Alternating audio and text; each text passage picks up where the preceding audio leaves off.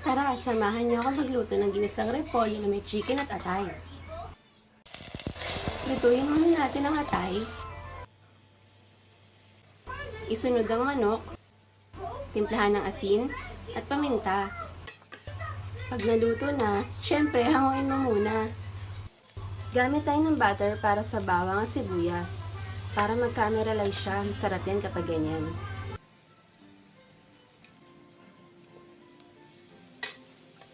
At pwede mo nang ihulog ang atay at manok kasama sa sibuyas at bawang.